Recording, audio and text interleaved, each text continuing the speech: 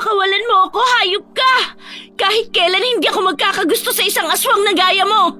Aswang ka na nga, manyakis ka pa!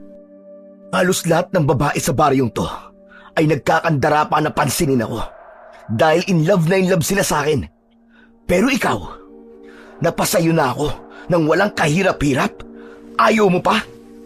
Nagustuhan ka nila dahil hindi nila nakikita ang totoong anyo mo. Ang nakakadiring itsura mo at nakakasukang amoy mo.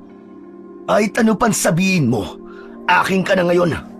Hindi ka na makakatakas pa sa akin. Ako na nagmamay-ari sa'yo.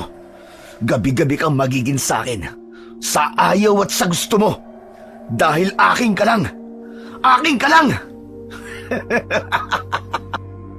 Taong 1990, sa isang baryo sa probinsya ng Romblon, may isang binata na tinitingala at hinahangaan ng mga kababaihan dahil yon sa angking kagwapuhan at kakisigan nito. Bukod pa sa pagiging mabait at magalang sa mga kababaihan at nakatatanda, ang tingin ng lahat ay isa siyang ideal man para sa mga kadalagahang naghahanap ng mapapangasawa. Jo Marie ang pangalan ng binatang ito. Masipag din itong maghanap buhay. Inaabot pa nga to minsan ng umaga sa laot upang makapangisda. Ito ang hanap buhay na kinamulatan niya dahil hindi naman siya nakapag-aral. Nabubuhay siya ng normal sa kabila ng pagiging ulila niya. Mag-isa lang siyang namumuhay dahil maagang namatay ang kanyang mga magulang. At ang tanging kasama niya sa bahay ay ang kanyang alagang ibon. Dahil siya at ang alagang ibon niya lang ang magkasama sa bahay, kaya ito na din ang madalas niyang kinakausap. Parang tao kung kausapin niya ito. Ang kanyang alagang ibon naman ay para ring tao na nakakaintindi sa mga sinasabi niya. Ito din ang kasama niya sa laot tuwing nangingisda siya. Sabi nga ng mga tao sa baryo nila, swerte ito sa kanya dahil sa hindi ito nawawalan ng huling isda tuwing kasama niya ang alaga niyang ibon. Isang araw ay may dalagang dumating galing ng Maynila sa isang kapitbahay ni Jo Marie. Maganda ang dalaga, makinis ang balat at napakaamo ng muka. Dahil sa mga katangian nito, napansin siya kagad ni Jo Marie. Lihim siyang humanga sa kagandahan ng dalagang si Lian. Ngunit kahit na magpakita siya ng kabaitan sa dalaga, ay hindi siya nito pinapansin. Sa halip ay patuloy ito sa pagsusuplada. Ang kagaspangan ng ugali nito ay nakakasakit sa kalooban ng binata. Isang umaga ay nakita niya itong umiigib ng tubig sa balon na malapit sa bahay ng binata. Bakas sa mukha ng dalaga ang hirap sa pagsasalok ng tubig dahil hindi naman siya sanay sa gawain na yon. Agad siyang nilapitan ni Jo Marie at nag-alok ng tulong. Hindi naman kasi ganyan ang tamang pagsalok ng tubig sa balon. Napalingon si Lian sa pinanggalingan ng boses. Ngunit nang napagtanto na si Jo Marie yon, napasimangot na lamang ito ng bahagya. Di bali na, mamaya na lang ako iigib ng tubig. Magpapaturo na lang ako kay Lola Ising. Yan. Yan ka na naman eh. Umiiwas ka na naman sa akin. Teka nga, matanong kita. Bakit ba ang init-init ng dugo mo sa akin, Lian? Ewan ko, basta ang alam ko lang, ayoko sa aura mo. Mapait na ngiti ang pinakawalan ng binata bago muling nagsalita. Ayaw mo pala sa gwapo ah. Siguro ang mga type mong lalaki yung pangit at walang kadating-dating. Pwede ba, Jo Marie? Wala ako sa mood para sa mga pasaring mo. Umalis ka na nga dyan at pabayaan mo na lang ako rito. Oo na, sige na. Aalis na po. Tangkang aalis na sana ang lalaki pagkatapos magsalita.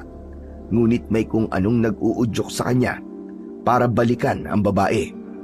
Tandaan mo to ha.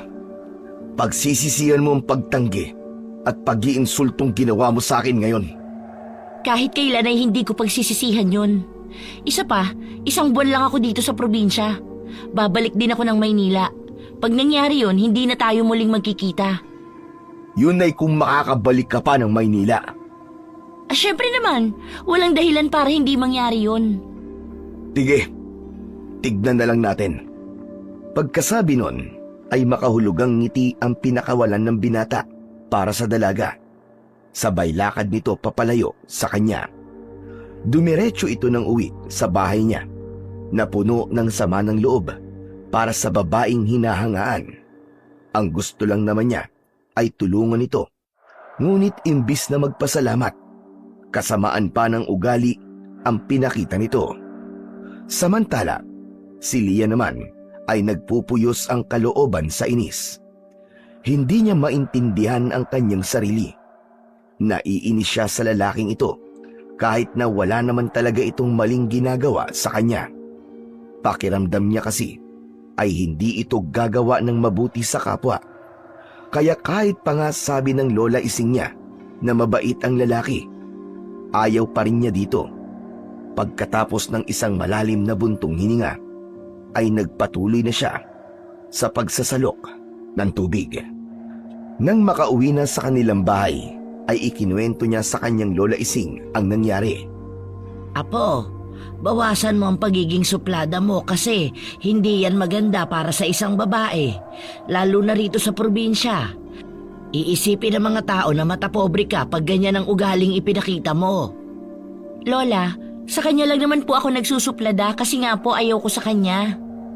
Kahit na apo, kahit ayaw mo sa isang tao, maging mabuti ka pa rin.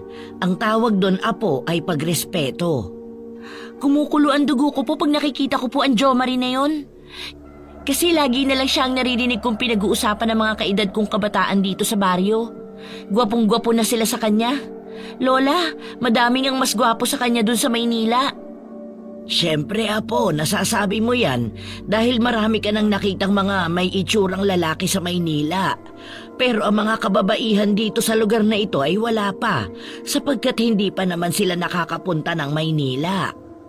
Kung sabagay po, tama po kayo Lola. Kaya nga wag mo silang ikumpara sa'yo. Pasensya na po Lola, hindi ko na po uulitin. Hayaan niyo po pag nakita ko si Jo Marie magsosorry po ako sa kanya. Yan, ganyan nga apo.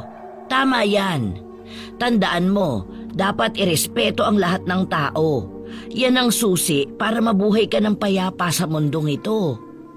Opo Lola, tatandaan ko po yan. Kinagabihan, maagang nahiga si Lian. Napagod siya sa pag-iigib at paglilinis ng bahay, kaya gusto niya munang magpahinga. Ang kanyang lola ising naman ay nasa salas pa ng bahay nila. Tuwing gabi, pag hindi ito makatulog, ay nanggagansilyo pa ito para libangin ang kanyang sarili. Gusto ng mga magulang niya na kunin na lang sana si Lola Ising upang doon na tumira kasama nila. Pero ayaw niya. Mas gusto niya na dito na lang siya sa probinsya dahil tahimik at presko ang hangin. Kaya pag ganitong bakasyon sa paaralan o kung may pagkakataon, bumibisita sila sa probinsya nito. Nang mga oras na yon, ay nakaramdam ng pamimigat ng mga mata si Lian. Ngunit tila naalimpungatan siya sa mahinang yabag mula sa bubungan ng bahay. Sa tapat mismo ng kanyang silid, mahina lamang yon, ngunit parang may bigat ang bawat yabag. Nagmulat siya ng kanyang mga mata, saka dahan-dahang bumangon. Nakapatay ang kanyang ilaw, kaya tanging sinag lamang ng liwanag ng buwan ang kanyang tanglaw na liwanag. Tumagos ang liwanag ng buwan sa dingding na sawali ng bahay. Mabilis ang tibok ng kanyang puso dahil patuloy pa rin ang kaluskos at tila mga yabag na yon sa bubong ng bahay. Lumakad siya ng dahan-dahan patungo sa gawing bahagi ng bintana. Sa kadahan-dahang binuksan ito, maliit na awang lang ng bintana ang kanyang ginawa. Sapat lamang upang masilip niya ang paligid sa labas ng bahay nila. Habang nagmamasid sa labas, ay ilang ibon na panggabi ang nakita niya. Nang makita na mga ibong panggabi lang ang lumilipad sa labas ng bahay, ay iniewang niya ng mas malaki ang bintana ng kanyang silid. Sapat lamang para makadungaw ang kalahating bahagi ng kanyang katawan. Habang nakadungaw sa bintana, ay dama niya ang lamig ng hangin na dumadampi sa kanyang pisngi. Napakapayapa ng gabi. Sana laging ganito. Pagsabi nun, ay tinangka niyang isara muli ang bintana. Ngunit isang napakalaking ibon ang lumabas bigla sa kawalan. Nasa harap niya na yun ngayon at pilit na inaabot ng naturang ibon ang katawan ng dalaga gamit ang matutulis nitong mga kuko. Dahil sa labis na takot at pagkabigla ay nagsisisigaw si Lian. Lola, tulong! Tulungan mo po ako! Tulong po! Samantalang ang lola niya ng mga pagkakataong yon ay abala sa paggaganchilyo at huminto ito sa ginagawa. Agad itong tumayo at patakbong nagtungo sa silid ng apo. Laking gulat niya nang makita ang malaking ibon sa bintana. Pilit na kinukuha ng malaking hayop ang kanyang apo. Mahabaging langit! Ay, ang apo ko! Lian! Lola, tulungan mo po ako! Gusto akong kunin ng malaking ibon! Ay, Diyos ko po! Saan galing ang hayop na yan? Hindi ko po alam, Lola. Bigla na lang siyang lumitaw at pilit akong kinukuha. Huwag mong pakialaman ang apo ko! Shoo! Shoo! Lola! Malakas po itong ibon! Ah! Malakas na pagaspas ang ginawa ng malaking ibon. Kaya naman, nakabitaw si Lian sa pagkakahawak nito sa pasimano ng bintana. Tuluyan siyang inilipad ng dambuhalang hayop sa labas ng kanilang bahay. Patakbong nagtungo naman ang matanda sa harap ng bintana upang habulin ng tanaw ang malaking ibong tumatangay sa kanyang apo. Nang hindi niya na ito makita, saka lamang naisipang humingi ng tulong ang matanda. Nagtatatakbo siya palabas ng bahay, subalit huli na para makakilos pa ang nais tumulong. Samantala, dahil na din sa lakas ng sigaw ni Lian, ay nagising na din ang mga kapitbahay nila, kabilang na ang kapitan ng kanilang baryo. Nasa labas ito ng kanilang bahay, inaalam kung anong nangyayari sa kanila. Dahil naman sa labis na takot at pagkabigla, ay hindi halos makapagsalita ang lola ni Lian. Halos magkabuhol-buhol sa pagsasalita ang matanda. Tulungan niyo ang apo ko. Kapitan, maawa po kayo. Teka, sandali lang. Ano bang nangyari sa iyo, Ising? Bakit nagsisisigaw kayo ni Lian? Kapitan, kinuha ang apo ko. Ano ka mo? Kinuha si Lian? Teka, sino kumuha sa kanya? Ibon. Isang malaking ibon. Tinangay niya si Lian. Ano bang sinasabi mo, Ising? Ayusin mo nga ang pagsasalita mo. Liwanagin mo nang maintindihan kita. Ang apo ko, Kapitan. Inilipad ng malaking ibon.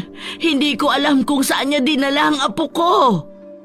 Teka, paano mangyayaring kayang ilipad ng isang ibon ang isang tao? Totoo ang sinasabi ko, Kapitan. Tulungan niyo ang apo ko. Hanapin natin siya. Baka naman po hindi basta ibon yon, Kapitan. Baka po aswang na nagaan yung ibon lamang ang kumuha sa apo ni Aling Ising. Imposible talaga yun eh. Matagal nang walang gumagalang aswang sa baryong ito. Maaaring nagbalik na muli sila at pagala-gala na muli sa baryong ito. Abay, kung ganon, kailangan maging alerto na lahat mula ngayon. Sa laki at kakaibang anyo ng ibon na yon, maaaring aswang nga yun, Kapitan. Tulungan niyo kung mabawi ang apo ko sa kanya. Baka kung anong gawin ng aswang na yun sa apo ko. Andali lamang, Ising. Saan ba lumipad ang malaking ibon? Patungo po sa gitna ng dagat. Pagkarinig nun, ay natigilan bigla si Kapitan. Nakaramdam ng takot para sa dalagang si Lian. Bakit hindi kayo makapagsalita? May alam ba kayong pwedeng pagdalhan ng aswang sa gitna ng karagatan? Nung araw, may kwento ang mga magulang ko na may isang isla daw sa kabilang bahagi nitong karagatan.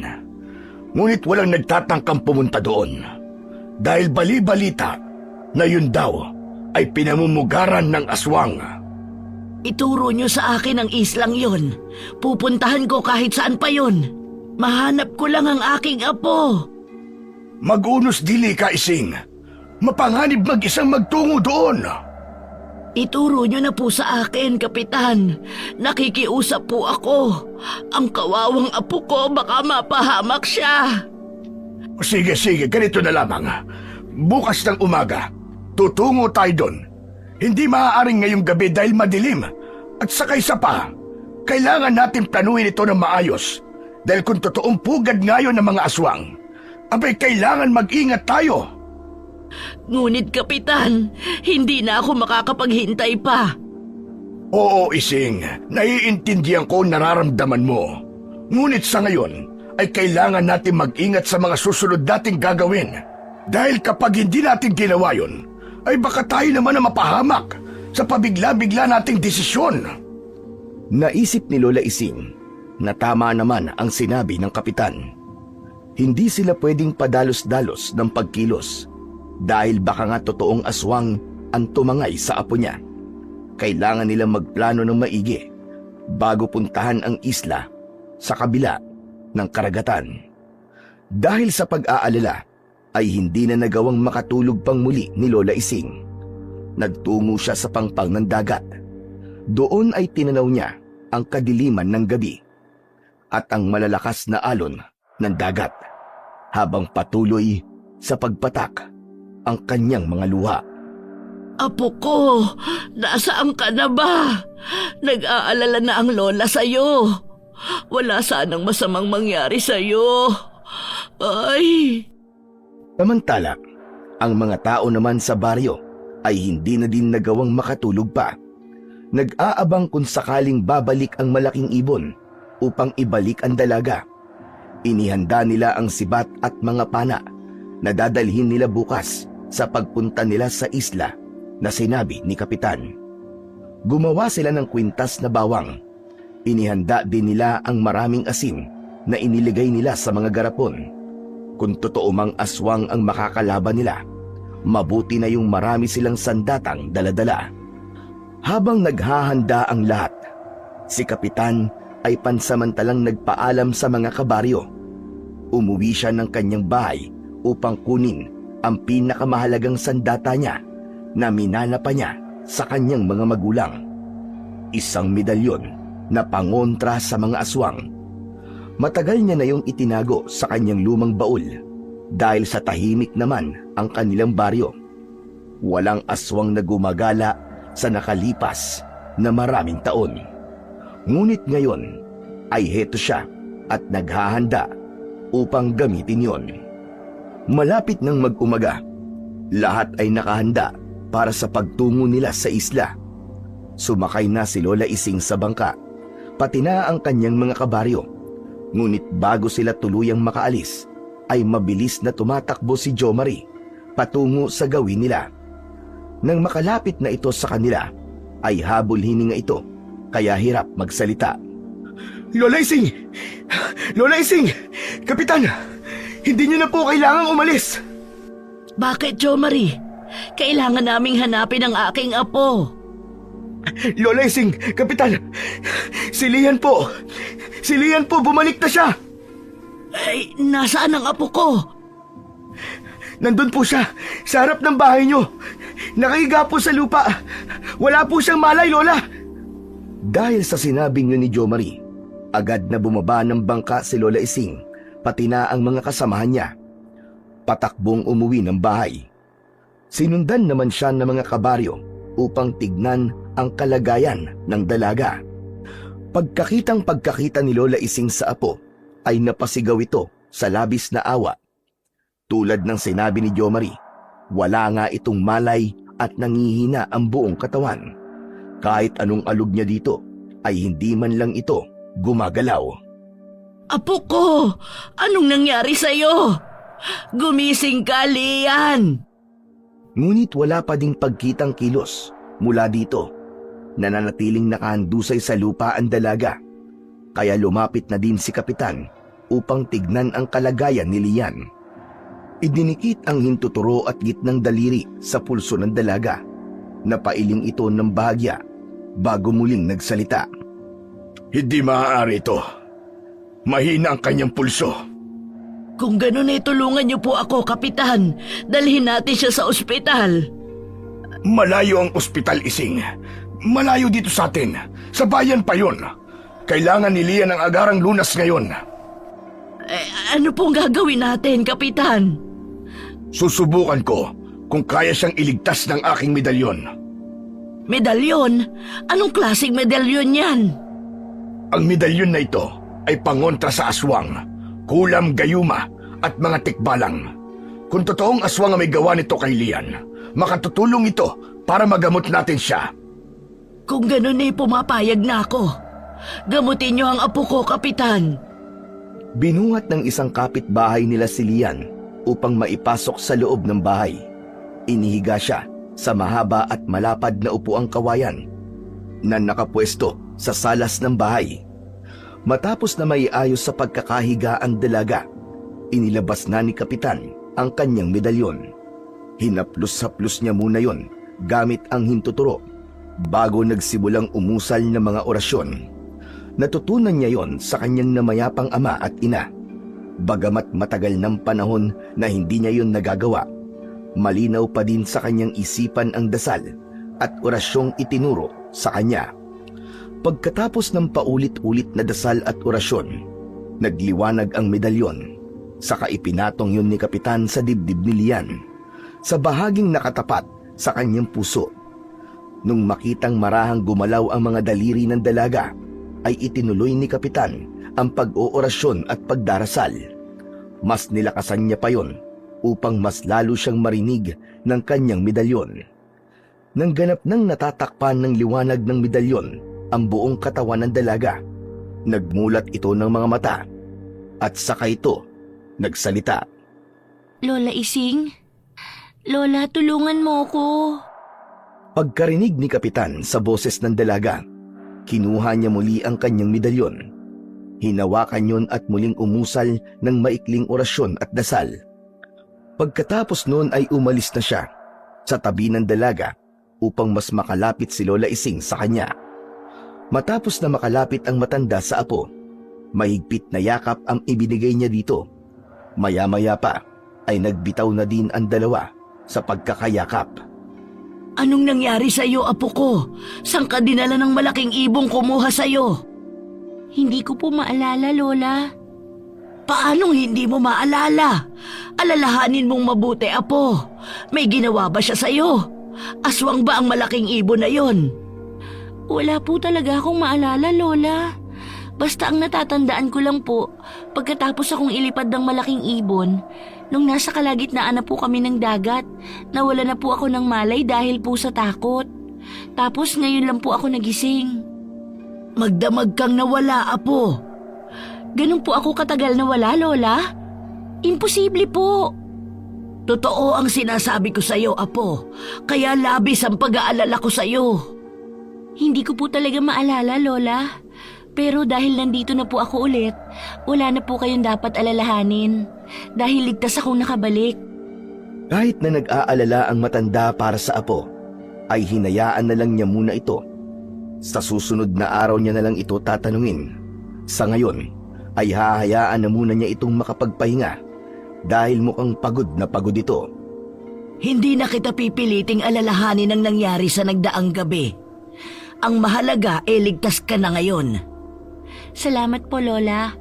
Nung nasa gitna kami ng laot, habang nasa ere, akala ko po katapusan ko na. Magpasalamat ka kay Kapitan sa pagliligtas niya sa'yo. Nanghihina ka na kanina, ngunit dahil sa medalyon niya ay maayos ka na ngayon. Maraming salamat po, Kapitan. Walang anuman, Lian.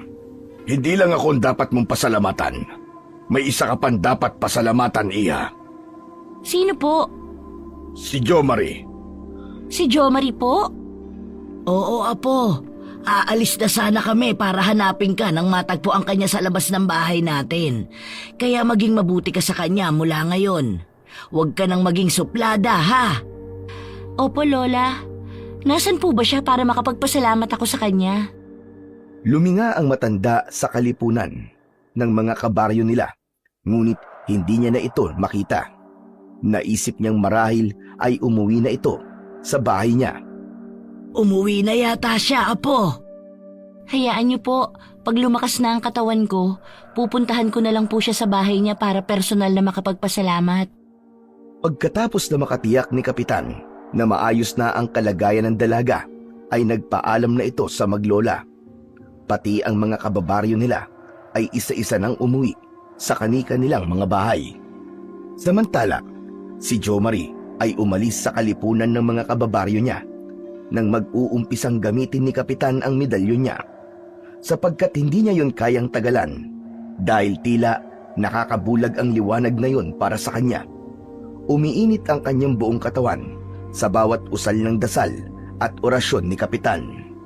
Pagkarating niya sa kanyang bahay, ay nagpahid siya kagad ng langis na siya mismo ang nagluto at gumawa. Buong katawan ang kanyang pinahiran upang mawala ang init na nararamdaman niya, dulot ng medalyon ni Kapitan. Ang kanyang ibon naman ay tila balisa din. Paikot-ikot ito sa paglipad sa buong bahay.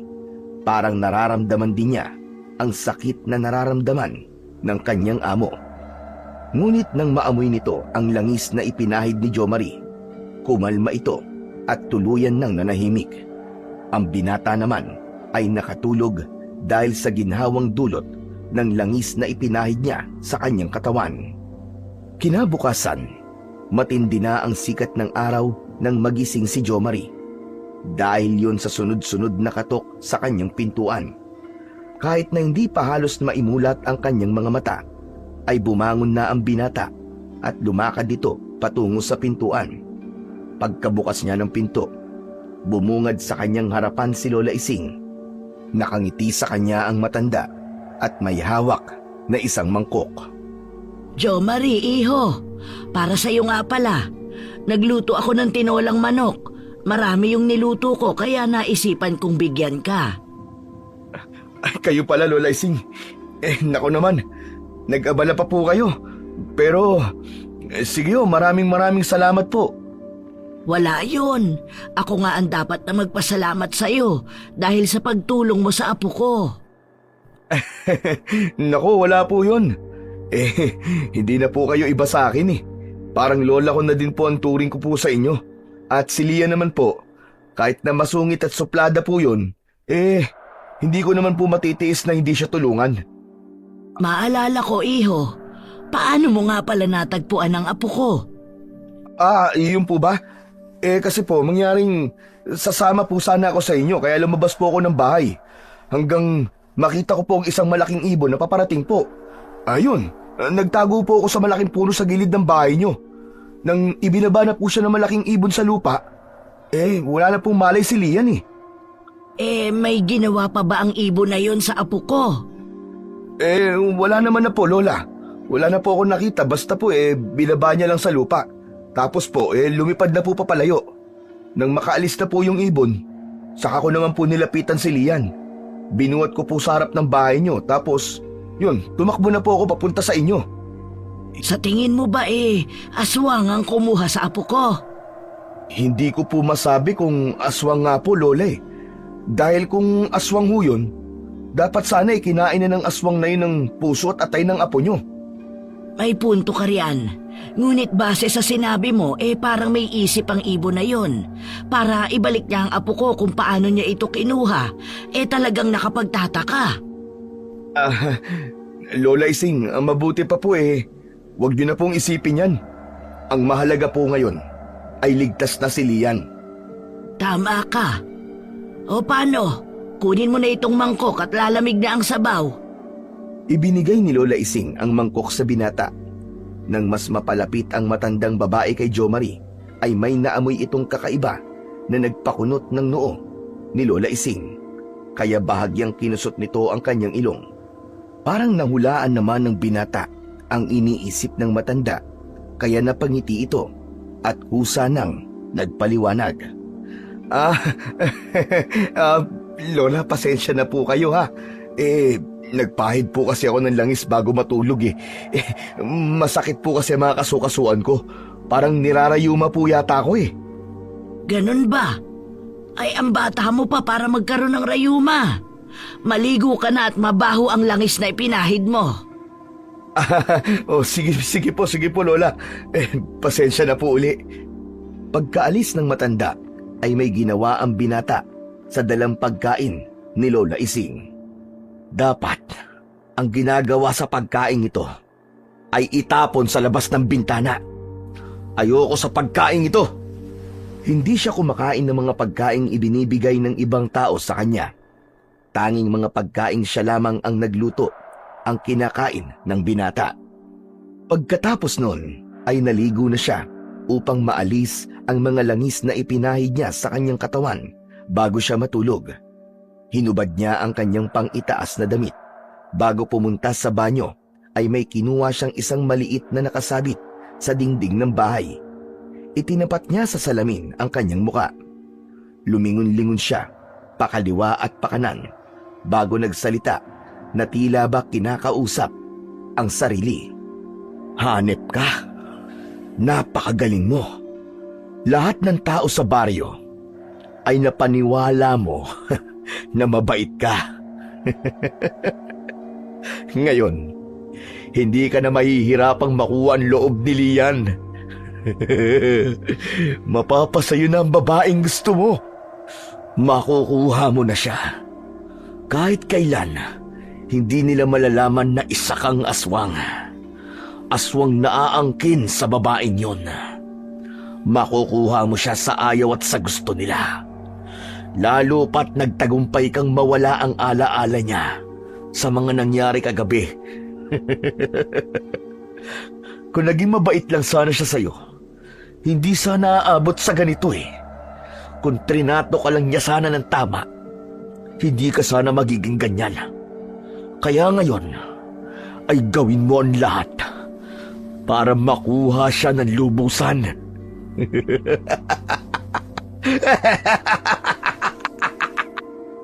Parang isang baliw na tumatawa ang binata habang kausap ang sarili sa salamin. Pagkatapos ng malalakas na pagtawa na yon, ay ibinaba na niya ang salamin at nagpatuloy sa kanyang gagawin. Naligo siya at nagbihis ng maayos na damit.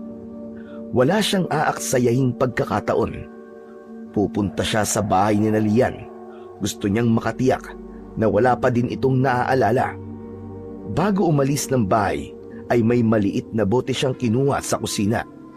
Dala-dala ang boteng yon, saka nagtungo siya sa bahay ng dalaga. Pagdating niya sa bahay ng dalaga, kumatok siya sa pintuan ng bahay kahit na nakabukas naman na ito. Pagkarinig ng matanda na may kumakatok sa pinto ng bahay nila, ay agad itong lumabas. Nang makitang si Jomari ang nasa labas, mas ibinukas niya ang pinto upang makapasok ang binata. Oh, Jomari, ikaw pala. Napadalaw ka. Opo. Kukumustahin ko lang po sana si Lian eh. Nasaan po ba siya? Nasa kanyang silid, natutulog pa. Ganun po ba? Ay, kung ganun po hindi na po ako magtatagal. Kung gusto mo gigisingin ko siya. Naku, wag na po Lola Ising, wag na po. Hayaan na po muna natin siya makapagpahinga. Dinala ko lang naman po itong nabili ko sa bayan eh. Pagsabi nun, ay inabot niya sa matanda ang isang bote na dala-dala niya. Ano ba ito, iho? Sabi po kasi ng binilhan ko po sa bayan, dinikdik na luya daw po yan. Saka may kasama pang mga iba't ibang halamang gamot na pinagsama-sama at ginawang parang pulbos. Sabi po niya mabisa daw po yan para lumakas ang resistensya ng tao. Naisip ko pong kailangan po ito ni Lian, kaya bumili po ako. Naku, nag-abala ka pa. Salamat ha. Napakabait mo talagang bata. Wala po yun, Lola Ising. Maliit na bagay lang po yun. Paano po? Tutuloy na po ako. Baka nakakaabala na po ako sa inyo eh. Bago tuluyang umalis ng bahay ng matanda si Jomari, isang makahulugang tingin ang iniukol niya sa pintuan ng silid ni Lian. Bigo man siyang makita ang dalaga, na ibigay naman niya sa matanda ang mahalagang bagay na yon na makakatulong ng malaki sa plano niya. Buong akala ng matanda ay totoo ang sinabi ng binata. Ngunit hindi totoo ang mga sinabi nito. Siya mismo ang nagluto at gumawa ng pulbos na yon para kay Lian. Kapag inihalo yon sa pagkain ng dalaga at naamoy niya ang pulbos na yon, ay mahihipnotismo siya. Lahat ng sasabihin niya ay gagawin ng dalaga para sa kanya. Walang kahirap-hirap niyang mapapasunod ito sa mga gusto niya. Pagka-uwi niya ng bahay ay abot tenga ang kanyang ngiti. Dahil sa gabing yon ay aangkinin niya ng muli si Lian at walang makakapigil sa kanya na kahit na sino. Samantala, pagkaalis ni Jomari sa bahay ni Lola Ising, nagising na si Lian. Bumangon ito sa higaan at diretsyong pumunta sa kusina. Uhaw na uhaw ang pakiramdam niya. Pagkatapos uminom ng tubig, ay nagtungo ito sa salas ng bahay, kung saan naroon ang kanyang lola. Tulad ng dati, naggagansilyo ito upang magpalipas ng oras. Naupo siya sa gilid nito, paharap sa pintuan ng bahay. Tanaw niya mula sa loob ng bahay ang pampang ng dagat. Napatitig siya dito sandali. Pilit na inaalala ang nangyari sa kanya nang nagdaang gabi na kinuha siya ng malaking ibon. Hindi naman yun nakatakas sa mapanuring mga mata ng kanyang lola. Apo, ayos ka lang ba? Pagkarinig sa boses ng lola niya, ay tila nagbalik ito sa kanyang sarili. Sabay lingon sa gawin nito. Bahagya itong ngumiti bago nagsalita. Opo, Lola. Iniisip ko lang po kung saan ako dinala ng malaking ibon. Hanggang ngayon po kasi wala po akong maalala. Huwag mong piliting alalahanin ang lahat, Apo. Baka makasama sa'yo yan. Ang mahalaga ngayon ay ligtas ka na. Kung sa bagay, saka wala po talaga akong maalala kundi yung naging pagdagit lang sa akin ng malaking ibon. Bukod po dun wala na. Mabuti pa sumama ka sa akin sa bayan para malibang ka naman kahit paano. Ano pong gagawin niyo sa bayan, Lola? Mamimili ng kaunting kailangan natin dito sa bahay at tatawag din tayo sa inay mo. Ipapaalam ko sa kanila ang nangyari sa'yo. Huwag niyo na pong sabihin sa kanila, Lola. Baka po mag-alala lang sina Mama at Papa. Ayos naman na po ako ngayon. Sigurado ka ba dyan, Apo? Opo, Lola. Sa susunod na buwan naman po narito na rin sila para sunduin ako pabalik ng Maynila. O sige, ikaw ang bahala. Mabuti pa kumain na muna tayo bago umalis. Hindi na po ako sasama, Lola. Gusto ko po magpahinga lang dito sa bahay. Sige, pero kumain ka rin muna ha. Sabayan mo ko, tutal tanghali na rin naman. Halos sabay na tumayo ang maglola patungo sa kanilang kusina. Magkatulong nilang inihanda ang kanilang pananghalian. Ang matanda ay nagsandok ng kanin at ulam. Samantalang si Lian naman ay kumuha ng mga pinggan at kutsara. Pagkatapos na maihandaan lahat, ay naupo ang dalawa at nag-umpisa ng kumain. Habang kumakain, ay panakanakang nagkwekwentuhan ang dalawa. Dahil doon, ay nakampante na ang matanda para sa kalagayan ng kanyang apo. Nang makatapos ng kumain, ay nagtungo si Lian sa salas. Nilibang muli ang sarili sa mga tanawing nakikita sa labas ng bahay nila. Maya-maya pa ay sumunod na din ang kanyang Lola Ising.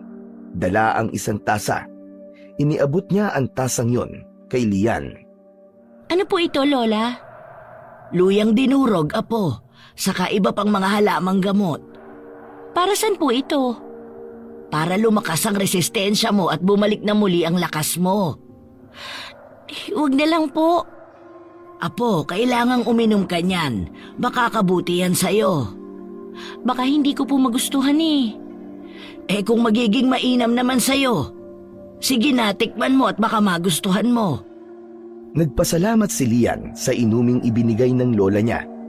Sinubukang inumin at kahit paano ay naibigan niya ang lasa kaya inutay-utay na niyang inumin ang ibinigay ng matanda sa kanya. Hindi na siya nag-usisa pa dahil tiwala naman siya sa kanyang lola na ang mga ibinibigay nito sa kanya ay talagang makatutulong sa kalusugan niya.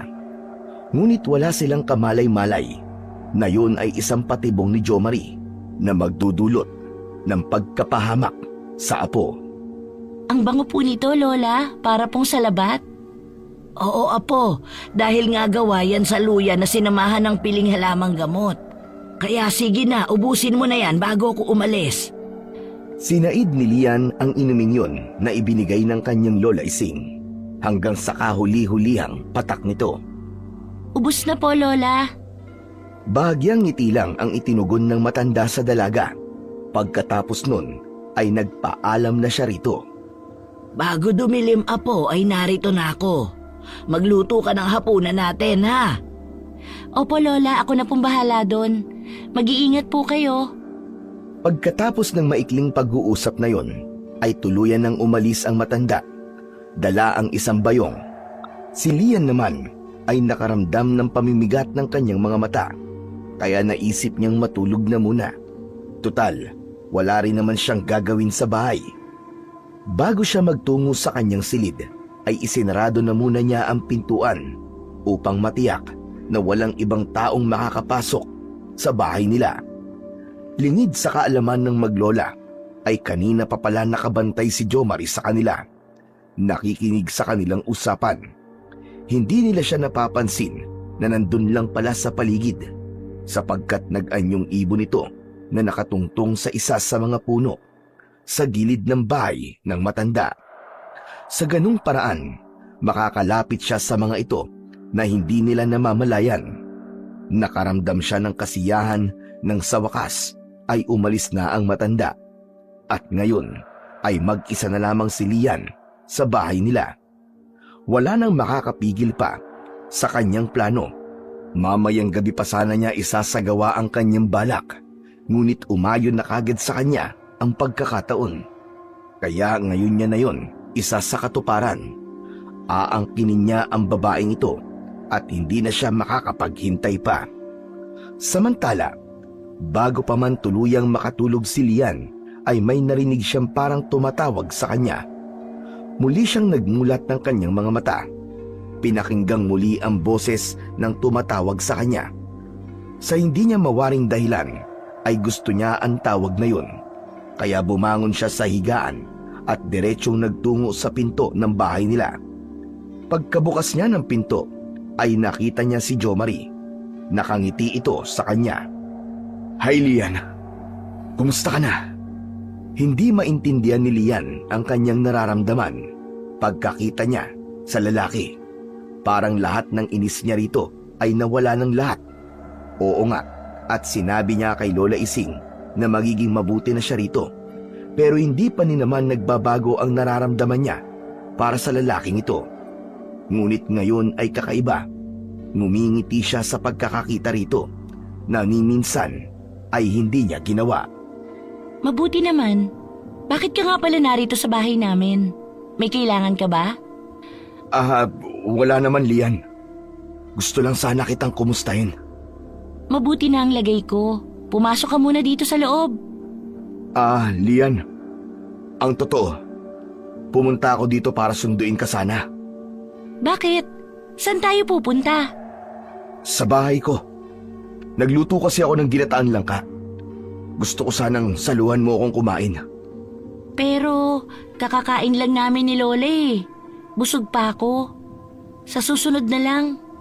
Sige na. Ako nagligtas sa'yo ng gabing kunin ka na malaking ibon. Kaya kahit bilang pasasalamat mo na lang sa akin yun. Pero Jo Marie, Huwag mong sabihin na hindi mo ako mapagbibigyan at tatanggihan mo. sige na nga. Pero saglit lang ako sa bahay mo ha. Uuwi rin ako pagkatapos nating kumain. Oo, Lian. Uuwi ka din kagad. Makahulugan ang ngiting pinakawalan ni Jo Marie ng mga sandaling yon. Nakaramdam siya ng tagumpay sa mga plano niya. Pagdating sa bahay, walang sinayang na panahon ng binata. Dinala niya ang dalaga sa kusina. Pinaupo sa upuan sa harap ng isang mesa. Pagkatapos ay inihanda na ang niluto niyang langka. Habang kumakain si Lian, ay may kung anong pulbos na isinaboy ang lalaki sa harap ng dalaga. Matapos siyang maamoy ng dalaga, ay tila natigilan ito. Natulala na lamang. Itinigil ang pagsubo ng pagkain. Nakatingin na lang sa kawalan.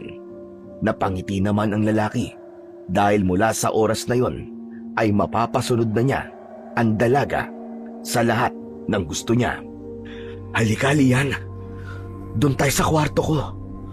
May ipapakita ko sa'yo. Pagkarinig ng dalaga sa boses ng lalaki, ay tumingin ito sa kanya. Walang pagtatanong na sumunod na lang sa kagustuhan ito. Doon sa silid na yon, ay malayang nagawa ng binata ang lahat ng gusto niyang gawin sa dalaga. Inaangkin niya ito ng walang kahirap-hirap dahil sumusunod lang ito sa lahat ng sasabihin niya. Pagkatapos niyang makuha ang gusto niya, ay inutusan niya itong umuwi na sa bahay nila. Sumunod naman ang dalaga sa sinabi ng lalaki sa kanya. Nang makarating na si Lian sa bahay nila, ay dumiretso siya sa kanyang silid. Nahiga siya sa kanyang kama at tuluyang nakatulog. Samantalang ang binatang si Jomari naman ay nakasunod sa kanya na nasa anyo ng isang ibon. Tumuntong siya sa bintana, pagkatapos ay lumipad papasok sa loob ng silid. Nang makapasok na siya sa loob ng silid ng dalaga, nagpalit anyo na siya bilang isang tao. Nang mga oras na yon, ay mahimbing na natutulog ang dalaga. Hinuha ang kamay at hinimas ng isang palad niya ang pisngi ni Lian. Bago muling nagsalita. Napakaganda mo talaga, Lian. Alam mo ba na ang plano ko lang talaga sa'yo ay gantian ka sa kagaspangan ng ugaling ipinakita mo sa akin. Pero dahil sa nakita kong ganda ng hubog ng katawan mo at makinis mong balat, dagdag pa na ako nakauna sa'yo, ay itutuloy-tuloy ko na ito. Magiging akin ka ng paulit-ulit at wala kang magagawa roon. Paulit-ulit kitang pagsasawaan ng hindi mo namamalayan. Kaya sige lang. Magpahinga ka ngayon dahil alam kong napagod ka. Sa susunod na may pagkakataon ako, mapapasakin ka ulit para maging masaya ko. Pagkatapos magsalita, ay muli siyang nagsaboy ng kung anong pulbos sa mukha ng dalaga upang alising muli ang hipnotismo na ibinigay niya para rito. Kailangan niyang gawin yon upang hindi rin makahalata ang lola nito. Nahihimbing na sa pagtulog ang dalaga, kaya wala itong kamalay-malay sa paligid. Kahit ang mga sinabi ng binata ay hindi na din niya yon narinig. Samantala, pagkatapos ng huling pagsulyap ni Jomari sa natutulog na si Lian, ay nagpalit na muli ito ng anyo bilang isang ibon. Pagkatapos ay muling dumaan sa bintanang nakabukas upang makalabas sa silid ng dalaga. Nagising si Lian, napapadilim na ang paligid. Pagkamulat ng kanyang mata, ay naisip niya agad ang kanyang lola Ising. Naisip niya na paparating na ito galing bayan, kaya kailangan niya nang magluto ng hapunan. Dahan-dahan siyang bumangon sa kanyang kama. Ngunit sa hindi niya mawaring dahilan, masakit ang kanyang buong katawan. Dahil dito ay nahirapan siya sa pagtayo mula sa higaan. Naupo muna siya sandali at binalikan ang kanyang ginawa bago siya natulog kanina. Ngunit hindi mawari kung panaginip lang ba ang pagpunta ni Jomari sa bahay nila o totoo yun. Naguguluhan siya kaya napahawak na lamang siya sa kanyang ulo. Siguro panaginip lang yun. Imposibleng basta na lang ako sasama sa kanya. Saka nandito ako sa loob ng silid. Tama, panaginip lang ang lahat. Pilit niyang kinumbinsi ang kanyang sarili na panaginip lang talaga yon at nagpa siyang tumayo na upang makapagluto na ng kanilang hapunan. Ngunit sa hindi mawaring dahilan ay masakit din ang kanyang mga hita na para bang may kakaibang nangyari sa kanya. Ano ba talagang nangyari sa akin? Bakit pati mga hita ko nananakit? Bagamat hirap sa paglalakad ang dalaga, ay pinilit niya ang sariling tumayo na. Naunang pumunta sa salas ng bahay upang buksan ang pinto. Gusto niyang makapasok ang sariwang hangin mula sa labas ng bahay. Pagkatapos ay nagtungo na siya sa kusina at nag-umpisa ng magluto ng hapunan. Maya-maya pa ay naramdaman niya ang pagdating ng kanyang Lola Ising. Diretso itong pumasok sa loob ng bahay, patungo sa kusina kung saan siya naroon. Lola, ginabi na po kayo. Ang tagal mapuno ng bangkang maghahatid dito sa atin. Kaya heto, ginabi na ako. Ganun po ba? Hayaan niyo po, sa susunod sasamahan ko na po kayo para hindi na po kayo mahirapan. Pero ayos lang ako, Apo. Kaya ko pa naman. Ikaw na ang mag-ayos ng mga pinamili ko at magpapalit lang ako ng damit. Sige po. Akmang kukunin na sana ng dalaga ang mga pinamili ng lola niya nang muling nagsalita ang matanda. Apo, ikuha mo nga pala muna ako ng tubig. Nauhaw ako kakalakad sa bayan. Ngiti lang ang itinugon ng dalaga sa kanyang lola. Pagkatapos ay lumakad na ito patungo sa lagayan ng tubig na inumin. Hindi nito halos maiakbang ang paa sa paglalakad dahil sa iniindang sakit ng katawan at hita. Hindi yun nakaligtas sa mata ng kanyang lola. Anong nangyari sa'yo? Bakit ganyan ka maglakad? Paika-ika ka. Kanina naman bago ako umalis maayos ka. Masakit po ang mga hita ko, Lola. Hindi ko nga po maintindihan Pagkasabi nun, ay nilapitan ng matanda ang apo. Itinapat ng pabaliktad ang palad sa noo nito. Aba, may sinat ka, Apo. Mamaya uminom ka ng gamot pagkatapos natin kumain para hindi na lumalayan. Baka matuloy pa yan sa lagnat. Sige po, Lola. Pagkatapos nun, ay nagtungo na ang matanda sa kanyang silid para magpalit ng damit. Samantalang si Lia naman ay patuloy sa pag-aayos ng pinamili ng kanyang lola. Pagkatapos nito ay nag-umpisa na siyang maghain. Nang maihanda na ang lahat, sa kanya tinawag ang kanyang Lola Ising. Nang makailang tawag na siya sa matanda, ay lumabas na ito. Nagtungo na sa kusina kung saan naroon ang apo. Habang kumakain sila, ay may kumatok mula sa pintuan nila. Kasunod ang mahinang pagtawag dito sa pangalan ng matanda. Nagkatinginan ang dalawa nang mahinuha kung kaninong boses ang tumatawag. Aba, si Kapitan yun Oo nga po, Lola. Ano po kayang sadya niya sa atin? Mabuti pa labasin mo muna at tanungin mo kung anong sadya niya dito sa atin. Pagkarinig sa utos ng matanda, agad na tumalima ang dalaga. Lumakad ito patungo sa pintuan ng bahay. Pagkakita kay Kapitan, ay agad na pinapasok yun ni Lian at pinaupo sa upuang kawayan na pang-isahan. Magandang gabi po, Kapitan. Ano pong sadya niyo at napadalaw po kayo? Magandang gabi din naman sa'yo, Lian. Gusto ko sanang makausap ang lola mo. Nasa kusina po si Lola Sandali po tatawagin ko. Ngunit bago pa man makatayo ng upuan si Lian, naglalakad na ang matanda patungo sa kanila. Naupo ito sa tabi ni Lian, paharap sa kinaroroonan ni Kapitan. Nang marinig niya ang boses nito nang pinapasok ng apo, nagpasya ang matanda na ipagtimpla na kagad ito ng kape.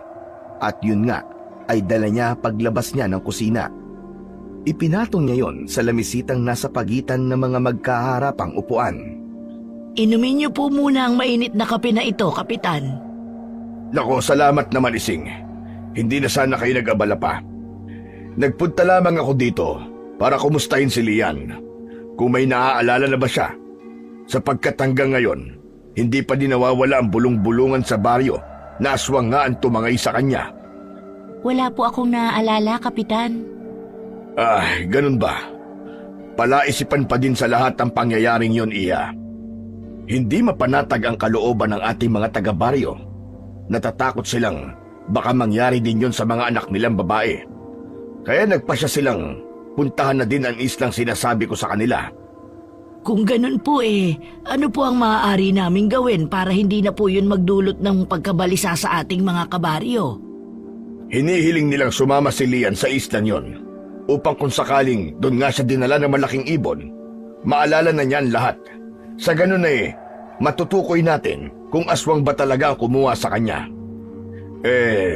Pumapayag ba kayo sa kagustuhan ng ating kababaryo?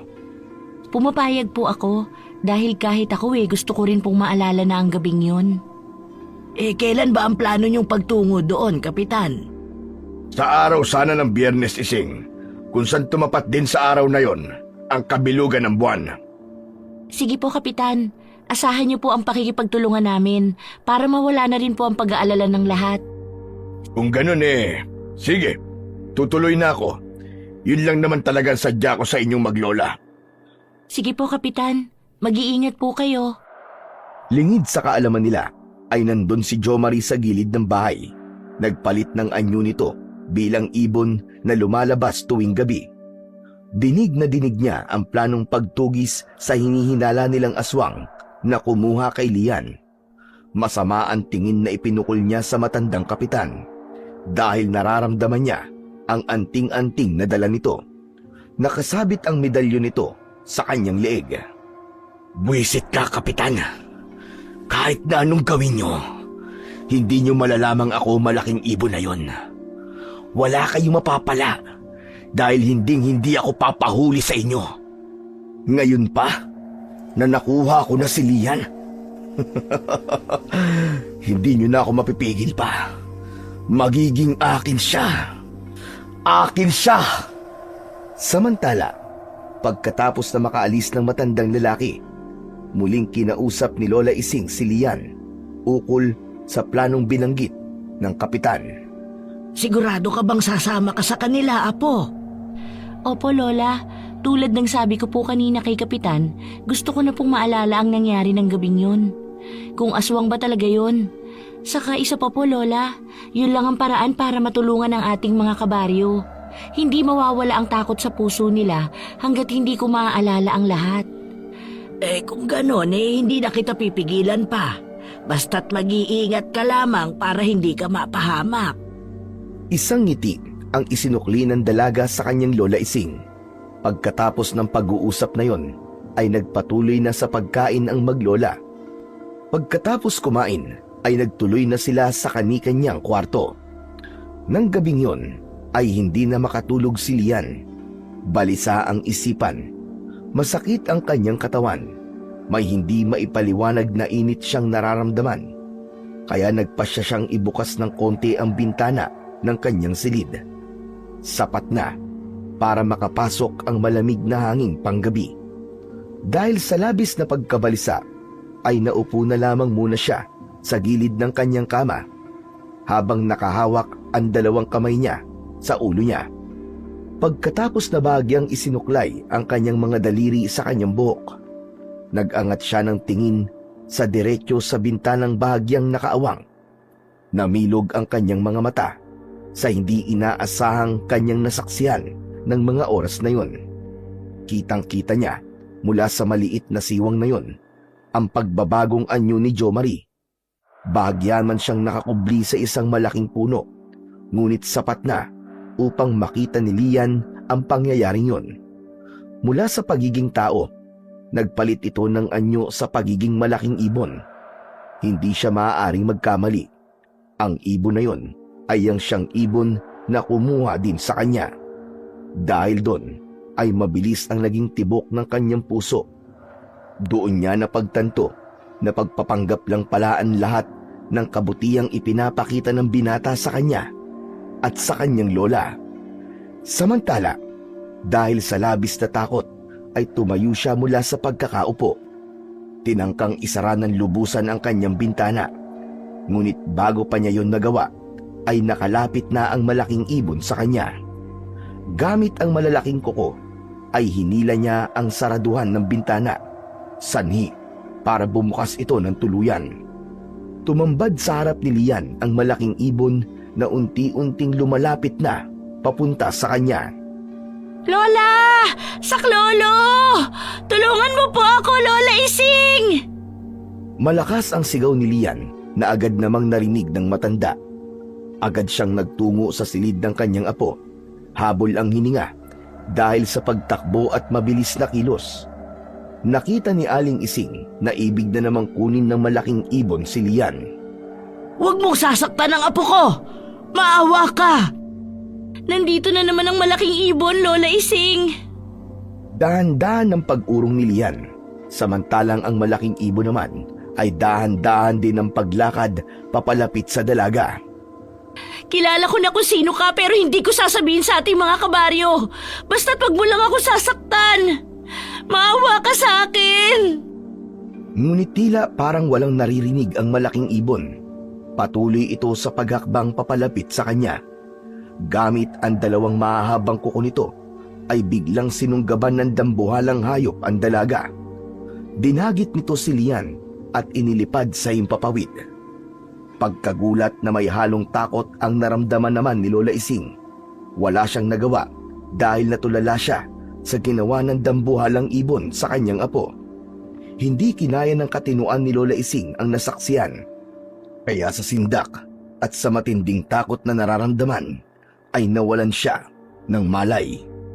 Sa pagkakataong yon, habang inililipad ng dambuhalang ibon si Lian, ay pilit niyang kinakalma ang kanyang sarili upang hindi siya mawalan ng malay. Sa ganon, ay malalaman niya kung saan siya dadalhin ng malaking ibon dahil alam niyang si Jo Marie ang aswang na yon na nasa anyo ng dambuhalang ibon. Natitiyak niyang hindi siya papatayin nito, kundi iba ang pakay nito sa kanya.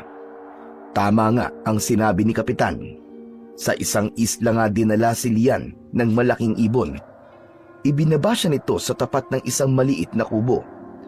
Dahil madilim ang buong paligid, ay hindi mawari ni Lian kung may ibang tao ba sa islang ito o silang dalawa lamang ni Jo Marie ang naroroon. Pagkatapos na luminga sa paligid, nagtungo ang kanyang mga mata sa nakatayong si Jo Marie sa gilid niya, na nasaan yung tao na. Matalim at may halong pagnanasa ang mga tingin na ipinupukol sa dalaga. Bagamat may kaba at takot na nararamdaman si Lian sa kanyang dibdib, ay pilit niyang pinaglabanan yon, lalo na't hindi niya alam kung ano ang tunay na pakay ni Jo Marie, sapagkat wala siyang maalala sa mga nakalipas na pangyayari. Bakit mo ako dinala rito? At anong lugar ito? Dito ang isla kung saan dating naninirahan ng mga kalahi ko. Kalahi mong mga aswang din? Oo, tama ka, Lian. Pero wala na sila eh. Nilipol na sila ng mga antingirong magulang ni Kapitan. Ang mga magulang ko lamang ang nakaligtas. Pero ang alam ng lahat sa baryo, ulila ka na. Yun din ang nasabi sa akin ni Lola Ising. Hindi pa pala? Sinabi ko lang yon para hindi na sila mag-usisa pa. Para wala nang tanong-tanong. Dahil ang totoo, nasa islang ito mga magulang ko. Dito sila nakatira. Ngunit kung iisipin mong masama silang aswang ay nagkakamali ka. Hindi sila pumapatay ng tao. Mga hayop na ligaw lamang sa kabundukan ang pinapatay at kinakain nila. Bakit pinili mong sa baryo manirahan at hindi dito sa isla? Dahil gusto kong maranasan ang buhay na normal, tulad sa isang normal na tao. Nararamdaman kong may mabuti kang puso, kaya nakikiusap ako sa'yo. Ibalik mo ako sa lola ko. Nagmamakaawa ako sa'yo. Hindi maaari, Lian. Mananatili ka na dito kasama ko habang buhay. Dahil hindi na kita ibabalik sa lola mo. Nakikiusap ako sa'yo. Paano na lang ang lola ko? Matanda na siya. Kailangan niya ako. Kasabay ng pakikipag-usap na yon ni Lian ay ang pagluhod niya sa harap ng binata upang pakawalan siya nito. Hindi Lian. Hindi kita pwedeng ibalik sa lola mo. Lalo na ngayong marami nang nakakaalam sa pamilya namin. Kaya hindi na kita maaaring pakawalan pa. Isa pa, nakuha na kitang minsan at nangako ko sa sarili ko na walang ibang lalaking makakaangkin pa sa'yo, kundi ako lang. Anong pinagsasasabi mo, Jo Marie? Hindi mo ba naiintindihan? Ha? Hindi mo ba naiintindihan ang sinasabi ko? Ako ang nakauna sa'yo, Lian. Nagawa ko sa'yo ang gusto ko. Sinungaling ka! Wala pang nangyayari sa atin. Una, wala tayong relasyon at hindi ko papayagang mangyari yun. Ama ka, wala nga tayong relasyon. Pero nagawa ko na ang gusto ko. Ang angkining ka, ang magpasasa sa katawan mo. Hindi yan totoo. Wala yung katotohanan. At kailan nangyari yun? Makahulugang ngiti ang pinakawala ni Jo Marie, sabay hagod ng kanyang mga daliri sa pisngi ng dalaga. Hindi mo ba talaga maalala nangyari sa atin, ha? Dun yon sa bahay ko. At ikaw mismo ang pumunta sa akin. Natigilan sandali si Lian sa mga sinabi ng lalaki dahil naalala niya nga na pumunta siya sa bahay nun. Subalit hanggang doon na lang ang naalala niya. Hindi niya maalala ang sandaling may nangyari sa kanila, gaya ng sinabi ni Jo Marie. O ano? Naaalala mo na ba, Lian? Natahimik ang dalaga. Maya-maya pa'y sunod-sunod na patak ng luha ang umagos sa mga mata niya. Unti-unti, nagiging malinaw na sa isipan niya ang mga sinabi ni Jo Marie. Naaalala na niya ang lahat, kung paanong ibinigay niya ang sarili niya sa lalaking nasa harapan niya. Lalong bumukal ang luha sa mga mata ng dalaga.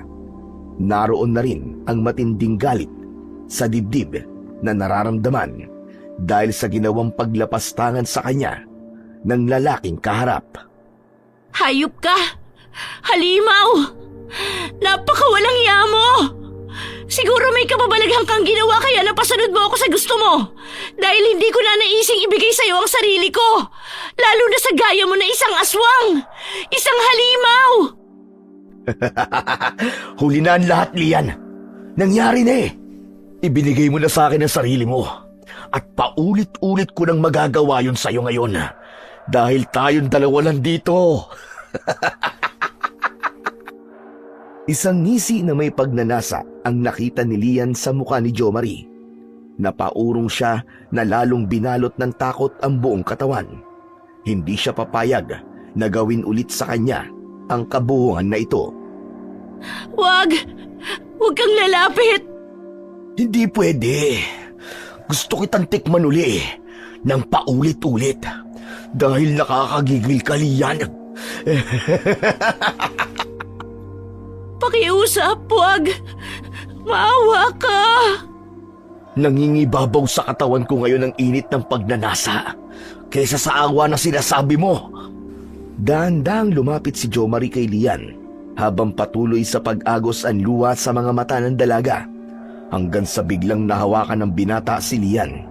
Nagpipipiglas ito na ibig kumawala sa pagkakahawak ni Jo Marie. Ngunit kahit na anong piglas ng dalaga ay wala siyang nagawa. Napakalakas nito para sa isang babaeng katulad niya. Nawalan ng saysay ang kanyang pagpupumiglas at panlalaban dahil nanghina lamang siya. Kaya hinayaan na lamang niya ito upang hindi na siya lalo pang masaktan. Binuhat ng binata si Lian papasok sa loob ng kubo. Idiniretso sa loob ng isang maliit na silid at inihiga sa papag na naroroon. Tanging pagluwa na lamang ang kayang gawin ng dalaga ng mga sandaling yon dahil wala ring saysay ang kanyang pagmamakaawa. Kasabay ng masaganang pag-agos ng luwa sa mga mata niya, ang pagpapaubaya niya. Hinayaan niyang gawin ng lalaki ang nais nitong gawin sa kanya. Ibinigay niya ang kanyang sarili kahit na labag sa kanyang kalooban. Ramdam na ramdam ni Lian ang kahayupang ginagawa ni Jo Marie sa katawan niya. Parang dinudurog ang dibdib niya sa matinding sama ng loob habang nilalapastangan ito ang kanyang pagkababae. Nang matapos na si Jo Marie sa kanyang kabuhungan, bumangon ito at dumiretso sa labas ng bahay. Napawi na ang init at pagnanasa niya, subalit hindi niya maipaliwanag ang kanyang nararamdaman ng pagkakataong yun. Tila may kirot sa dibdib niya. Inuusig siya ng kanyang konsensya, kaya nagbalik siya sa loob. Naabutan niya si Lian na nakaupo sa gilid ng papag. Puno ng luha ang mga mata. Hayop ka! Pinatunayan mo lamang na hindi ka isang tao, kundi isang halimaw. Isang demonyo! Lian, patawarin mo ko. Ang totoo niyan gustong-gusto lang kasi kita. At mahal na kita. Sinungaling kang hayop ka! Totoong sinasabi ko. Mahal kita, Lian. Hindi ko rin maintindihan ang sarili ko.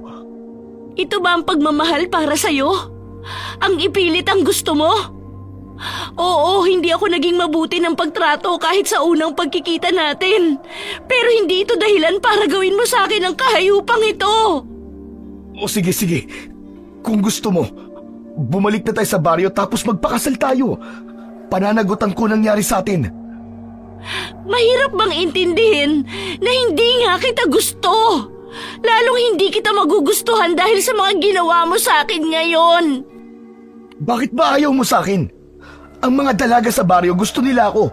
Nagkakandara pa sila sa akin. Pero bakit ikaw ay hindi? Siguro dahil umpisa pa lang naramdaman ko na ang kademonyohan ng dugo mo. Hindi ko pa man alam na aswang ka. Ayoko na ang aura mo. At ngayon, pinatunayan mo lamang ang lahat ng masasamang kutob ko sa'yo. Masama kang tao. Hindi ka nga pala tao, kundi isang halimaw na nagpapanggap na mabuti sa harap ng maraming tao. Pero ito ang tatandaan mo. Hindi ko man alam kung paano ako makakaalis sa islang ito. Pero tandaan mo, gagantihan kita sa kahayupang ginawa mo. Dahil sa mga sinabing yun ni Lian, nagpuyos ang kalooban ni Jo Marie. Hindi niya matanggap na hindi kayang tanggapin ng dalaga ang pag-ibig na alok niya. Talagang napakatigas ng puso mo. Hindi ko na alam kung anong dapat kong gawin sa'yo. Dahil hindi ko pinangarap kahit kailan na magkaroon ng asawang halimaw na gaya mo. Nagpalit ang anyo ng binata sa isang nakakatakot na nilalang. Humaba ang mga kuko. Namumula ang nanlilisik nitong mga mata. Tumutulo ang malagkit na laway nito sa kanyang bibig. Naging kulay itim ang balat na parang may mga maliliit na bukol. Nanlaki ang mga mata ni Lian pagkakita sa totoong anyo ng binata. Bukod sa pagiging dambuhalang ibon, ay mas nakakatakot pa ang anyo na yon ni Jo Marie. Hindi makapaniwala si Lian na ang lalaking ito ang umangkin sa katawan niya kanina. Dahil nga alam ni Lian ang labis na pagmamahal sa kanya ni Jo Marie, ay nagkaroon siya ng lakas ng loob. Sapagkat alam niyang hindi siya papatayin nito, pilit siyang ngumiti. Isang ubod pait ng ngiti upang ipakita sa binatang aswang na hindi siya nasisindak anuman ang itsura niya. Kailangan siyang magkunwari. Ngayong ipinakita mo na sa akin ang totoong anyo mo, patayin mo na ako. Total wala nang saysay pa ang buhay ko. Sinira mo na yon. Kaya sige na, patayin mo na ako dahil hindi kailanman kita mamahalin at lalo na ang pakasalan ka. Lumapit pa siya ng gusto sa lalaki at nais ipaubaya ang kanyang sarili. Patayin mo na ako! Sige na! Dahil naman sa nalilitong damdamin ni Jo Marie na nasa anyo ng isang halimaw, umungol siya ng napakalakas. Nakakatakot yon dahil ang ungol na yon ay pahiwatig na handa siyang pumatay. Subalit hindi niya kayang gawin kay Lian. Pagkatapos ng malakas na pag-ungol na yon, ay nagtatatakbo ito sa labas ng kubo, diretso sa masukal na daan patungo sa kagubatan. Habang si Lian naman ay naiwan sa kubo, umiiyak at nagdadalamhati sa kapalarang sinapit na kailanman ay hindi niya inasahan. Samantala, mahabang oras na nawalan ng malay si Lola Ising dahil kanyang nasaksihan ang ginawang pagtangay ng malaking ibon sa kanyang apo. Nang magkamalay ay agad na nagtungo sa bahay ng kapitan ang matanda upang humingi ng tulong. Kapitan! Kapitan! Binukas ni kapitan ang pintuan ng kanilang bahay. Bakas sa mukha nito ang pagtataka. Oh, Ising! Abay, ba't na parito ka? Abay, gabing-gabi na. Si Lian, Kapitan, ang apo ko. Kinuha na naman ng malaking ibon. Inilipad siya muli patungo sa kabilang bahagi ng dagat. Kung ganon, ay kailangan na natin magtungo ngayon din sa islang sinasabi ko sa inyo. Dahil maaaring totoong aswang nga ang kumuha kay Lian at kailangan siyang iligtas. Pinapasok ng kapitan si Lola Ising sa loob nila. Sunod ay inutusan ang panganay na anak niyang lalaki upang libutin ang baryo. Abisuan ang lahat ng kalalakihan na lulusob na sila sa isla sapagkat ang nangyari kay Lian ay hindi lamang problema ng maglolang Ising at Lian, kundi problema yon ng buong baryo. Sapagkat baka ang susunod na kunin ay ang mga anak o apong babae ng mga naninirahan sa buong baryo. Kailangan nilang mapatay ang aswang na tumangay kay Lian upang matigil na to sa kanyang kalapastanganan at hindi na maulit pa. Pagkatapos na matipon ang lahat ng mga kalalakihan sa baryo, naghanda na sila patungo sa isla. Nagdala sila ng pana at mga sibat na ginamit nila sa pangingisda na siyang gagamitin nila ngayon na panlaban sa aswang. Ang medalyon naman ni Kapitan ay hindi din niya nakalimutang isuot. Yun ang kanilang proteksyon sa aswang dahil hindi nila alam kung ilan ang bilang ng mga ito. Malapit nang sumikat ang araw nang marating nila ang isla. Sunod-sunod nilang idinaong ang kanilang bangka sa dalampasigan. Nag-iwan ng tig-iisang bantay rito upang kung sakaling kailangan nilang tumakas pabalik, madali silang makakaalis. Hindi natin alam kung anong kapahamakan na naghihintay sa atin sa islang ito. Kaya ingatan niyo ang inyong mga sarili, mga kasama. At higit sa lahat, kung totoong dito nga dinala ng aswang si Lian, dapat ay maiuwi natin siya ng ligtas. Pagkatapos na maikling paalala na yon ni Kapitan, tinungo na nila ang masukal na daan. Hindi sila naghiwa-hiwalay upang mapangalagaan ang isa't isa. Habang naglalakad sa masukal na daan, hindi maiwasang tumayo ang mga balahibo ni Kapitan. Kasabay noon ang pagkislap ng kanyang medalyon. Katunayan yon na may kakaibang nilalang nga sa lugar na yon. Nasa kalagitnaan na sila ng kabundukan nang mapansin ng isang kasama ni Kapitan ang isang kubo. Halos hindi mapapansin ang kubo na yon kung hindi pagmamasdan ng matagal dahil sa mga matataas na damo na nakapaligid dito. Ginamit nilang kublihan ng mga yon upang makalapit ng husto sa kubo. Mula sa pinagtataguan ni Kapitan, tanaw niya mula sa labas ng kubo ang isang lalaki. Nakaupo ito sa isang ugat ng malaking puno sa harap ng bahay nito. Nakayuko ang ulo at laglag ang mga balikat. Sinenyasan niya ang mga kasamahan na tumigil muna sa paglalakad at siya na lamang ang lalapit sa lalaki. Ilang hakbang na lang ang agwat ni Kapitan sa kanya, ngunit hindi pa rin ito gumagalaw sa pagkakaupo at nananatili pa din itong nakayuko. Lumapit pa ng konti si Kapitan hanggang sa maging 3 hakbang na lang ang layo nila sa isa't isa. Labis naman ang pagtataka ni Kapitan nang ganap na makilala ang lalaking nasa kanyang harapan. Jo Marie, anong ginagawa mo dito? Sa halip na sumagot, ay nanatili lamang itong nakayuko. Hindi pa din kumikilos, kaya lumapit na si Kapitan sa kanya. Saka hinawakan ang balikat nito. Samantala, sa loob ng kubo ay naramdaman ni Lian ang mga kaluskos na nagmumula sa labas. Hindi niya yun tiyak nung una, kaya nanatili na lamang siyang tahimik sa loob ng kubo. Pero nang marinig niya ang boses ni Kapitan, agad siyang nagtatatakbo palabas. Kaya ang tagpong naabutan niya ay nakahawak si Kapitan sa balikat ni Jo Marie. Kapitan! Lumayo kayo sa kanya! Pagkarinig ni Kapitan sa boses ni Lian, ay napatingin ito sa kinaroroonan ng dalaga. Lian, ang sabi ng lola mo ay tinangay ka ng dambuhalang ibon. Opo, Kapitan. Anong ginawa niya sa'yo? At nasaan ang ibong yon? Mukha namang okay ka. Doon na biglang kumilos ang mga kamay ni Jo Marie at inalis ang nakapatong na kamay ni Kapitan sa balikat niya. Nag-angat ito ng muka, kasabay ang biglang pagbabago ng anyo at paglabas ng totoong itsura niya. Hindi yun inaasahan ni Kapitan, kaya labis ang kanyang pagkagulat. Sandali itong hindi agad na nakakilos, kaya yun din ang naging dahilan para tangkain siyang saktan ng binatang aswang. Gamit ang kanyang matutulis na kuko, tinangka niyang ibaon yun sa dibdib ng Kapitan. Ngunit dahil sa suot na medalyon nito, ay hindi yun nagawa ng halimaw. Tila napaso siya sa pagliwanag ng medalyon. Si Lian naman ay muling nabalot ng takot dahil sa mga nangyayari. Hindi malaman kung tatakbo na ba siya o mananatili lamang sa kinatatayuan. Nag-aalala siya sa kaligtasan ni Kapitan. Dahil sa tagpong yun, lumabas na mula sa kani-kanilang pinagtataguan ang mga kasamahan ng Kapitan na antingero. Mabilis naman ang naging pagkilos ng binatang aswang. Agad itong lumapit sa dalaga. Sinunggaban niya ito at pagkatapos ay iniharang ni Jomari sa katawan niya si Lian. Ginawa niyang pananggalang ang dalaga upang pigilan ang lahat ng pag-ataking gagawin sa kanya ng mga kalalakihang naroon. Tulungan niyo po ako!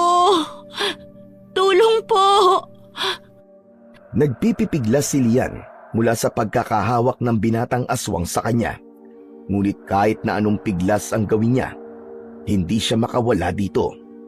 Samantala, dahil sa alam ni Jomari na wala siyang laban sa dami ng taong tumutugi sa kanya, nagpalit anyo muli siya bilang isang malaking ibon. Inilipad niya muli si Lian sa pinakamataas na puno sa kagubatan.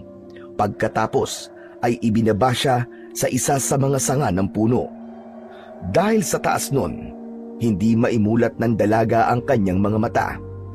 Magkahalong takot, kaba at galit ang nararamdaman niya para sa lalaking halimaw na tumangay sa kanya. Nakikiusap ako sa'yo.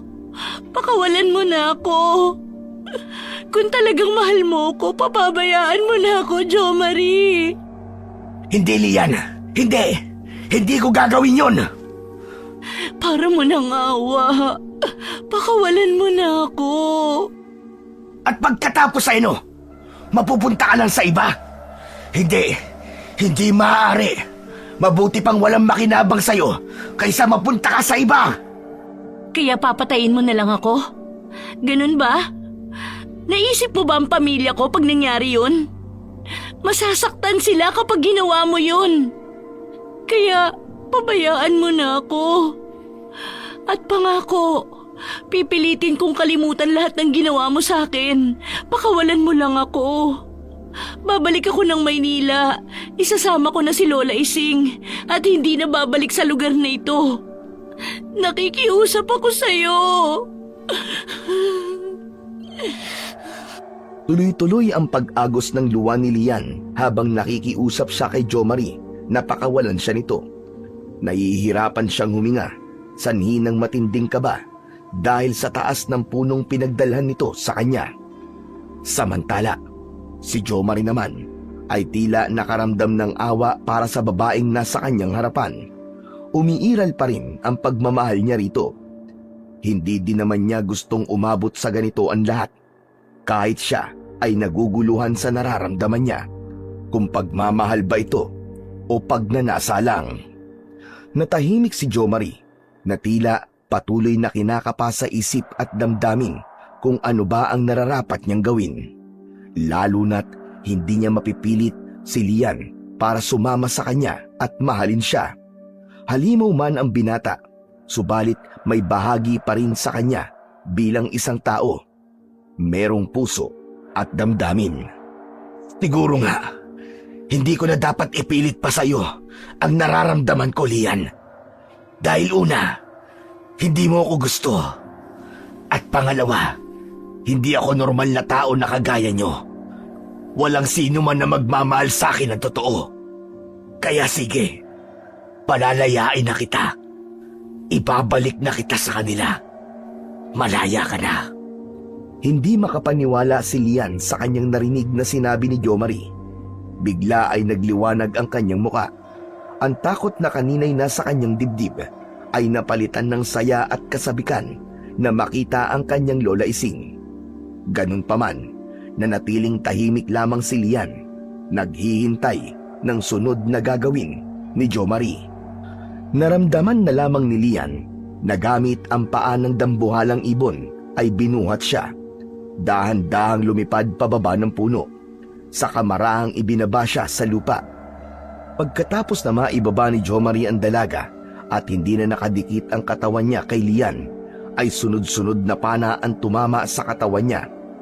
Halos ubusin ng mga kalalakihan ang hawak nilang armas para tiyakin ang kamatayan ng aswang na si Jo Marie. Nagtamo siya ng maraming sugat sa iba't ibang bahagi ng kanyang katawan dahil sa tama ng mga pana na bumaon sa katawan niya. Hindi na naikampay pa ni Jo Marie ang kanyang mga pakpak, kaya hindi na siya nakalipad pa. Saglit pa ay nagbalik ang anyo niya sa pagiging tao. Nawalan na din ng lakas upang lumaban pa. Samantala, si Lian naman ay nabigla sa bilis din ng pangyayari. Hindi niya inasahan na sa pagbaba pa lang sa kanya ng lalaki ay agad napapaulanan ito ng pana ng mga kababaryo niya. Tila asintado ang mga kalalakihang pumana sa aswang dahil hindi man lang tinamaan si Lian.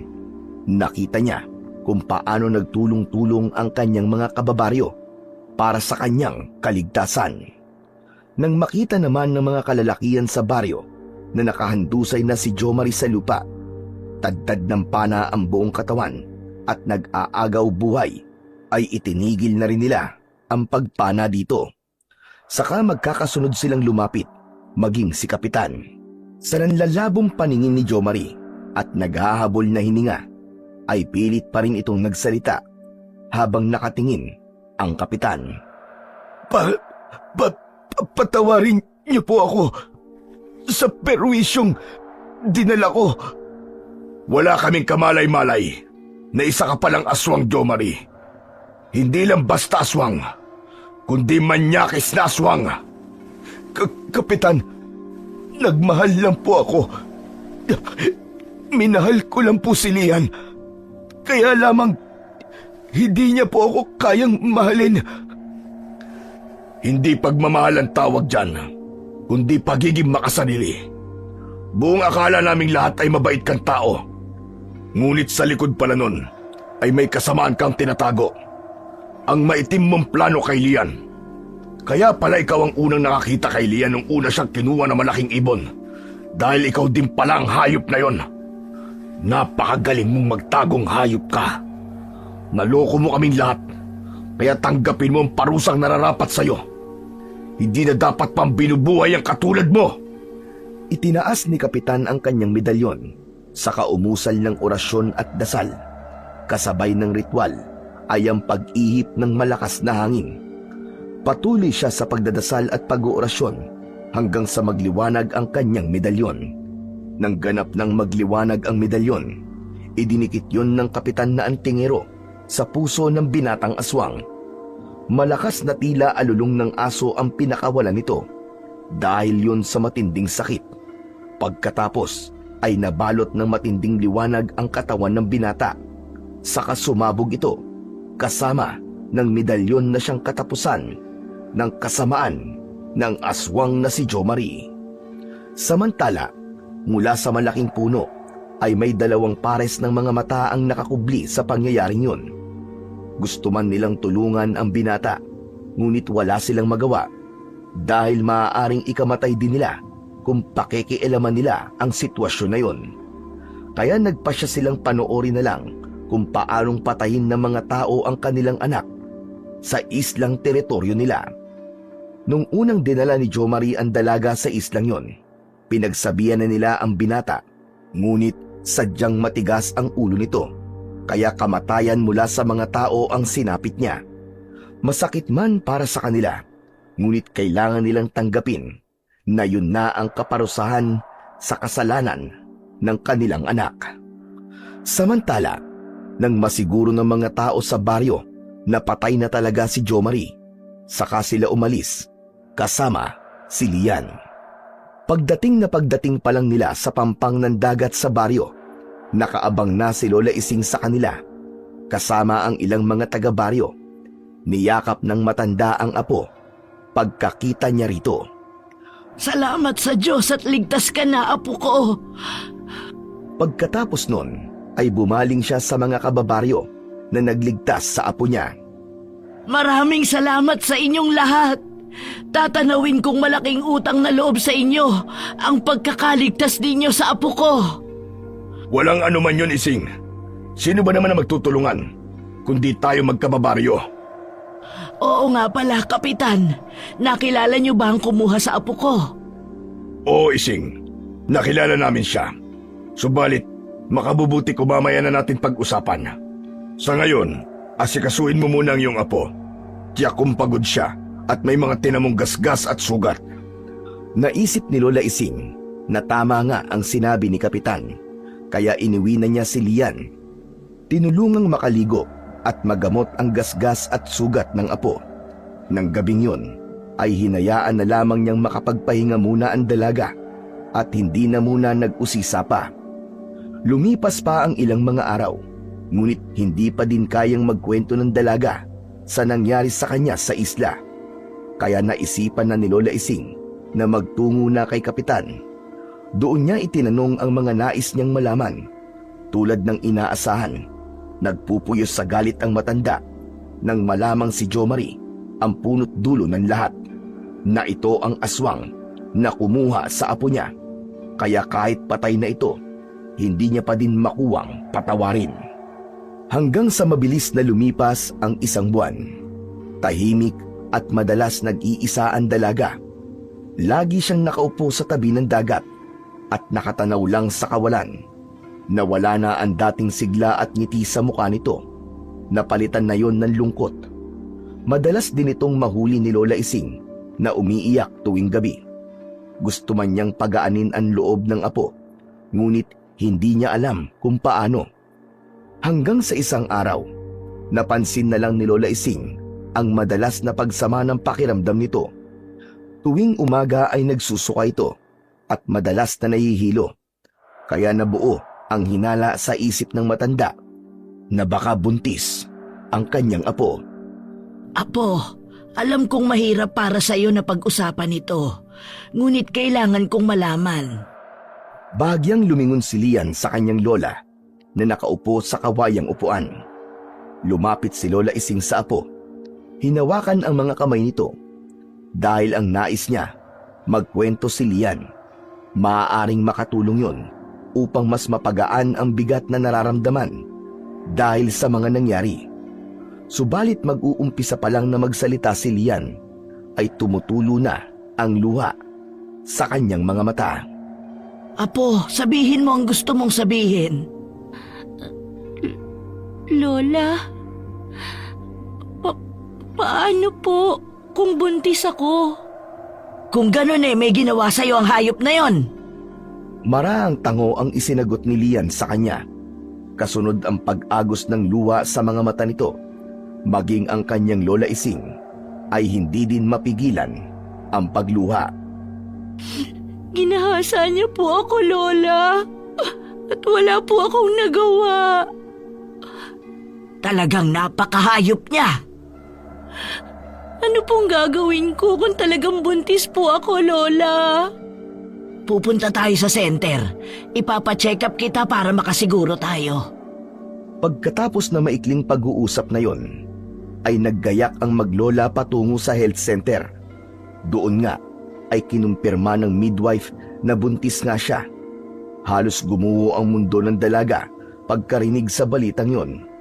Marami pa siyang pangarap sa buhay. Marami pa siyang nais marating. Pero paano na siya ngayon? Paano niya ito ipapaliwanag sa magulang niya? Paano siya babalik sa Maynila sa ganong kalagayan niya? Ito ang maraming tanong na hindi malaman ni Lian kung paano sasagutin. Dahil sa gulo ng kanyang isip, ay nagtatatakbo ito palabas ng health center, patungo sa tabing dagat na malapit lang sa center na pinuntahan nila. Gusto niya nang mamatay, kaya lumusong siya sa tubig dagat. Dahil may katandaan na ang kanyang Lola Ising, hindi ito agad nakasunod sa kanya. Nasa malalim na bahagi na siya ng dagat nang mapahinto siya. Ang isip na binabalot ng dilim kanina ay biglang nagliwanag. Nanaig pa din ang takot niya sa Panginoon. Hindi niya itinuloy ang balak. Sa halip ay umahon siya sa tubig. Umuwi ng bahay at inayos ang kanyang sarili. Nakasunod lang sa kanya ang kanyang Lola Ising na nagpasalamat sa pagbabago ng isip ng apo. Nang makatapos na siya magbihis ng damit, saka pumasok sa kanyang silid ang kanyang Lola Ising. Kailangan siya ng apo upang makapagdesisyon ito ng tama sa pinakamadilim na bahagi ng buhay niya. Apo, alam kong hindi madali ang pinagdadaanan mo ngayon. Pero lagi mong tandaan na narito lang ako sa tabi mo. Hindi kita pababayaan hanggat nabubuhay ako. Lola, pasensya ka na po. Gulong-gulo na po ang isip ko ngayon. Hindi ko po alam ang gagawin ko. Maraming tanong sa isip ko na mahirap hanapan ng kasagutan. Manalangin ka sa Diyos, Apo. Lahat ng nangyayari sa iyo ay pagsubok lamang. Malalampasan mo rin ang lahat ng yan. Magtiwala ka lang. Paano po kung aswang din ang maging anak ko, katulad ng tatay niya? Palalakihin natin siyang may takot sa Diyos upang kahit may dugo siyang aswang ay hindi siya maging masama katulad ng tatay niya. Ang mahalaga ngayon ay handa mong tanggapin ang sanggol na nasa sinapupunan mo. Kanina po, Lola, nung sinabi ng midwife na buntis ako, natakot po ako. Pero dahil sa iyo, Lola, nawala na po ang takot ko. Palalakihin ko po ang anak ko ng tulad sa normal na mga tao. Basta tulungan niyo po akong magpaliwanag kina Mama at Papa tungkol sa kalagayan ko ngayon. Oo naman. Ako ang bahala sa kanila. Tinupad ni Lola Ising ang pangako sa apo. Siya ang nagpaliwanag sa mga magulang nito tungkol sa nangyari sa dalaga. Bagamat nung una ay mabigat ang kanilang kalooban, ngunit kalaunan ay natanggap na din nila ito. Habang lumalaki ang tiyan ni Lian, ay nararamdaman niya ang pagbabago sa kanyang sarili. Unti-unti na niyang natatanggap ang naging kapalaran niya. Kahit pa sinabi pa ng ilang tao sa baryo noon na ipalaglag niya ang bata, hindi niya yun ginawa.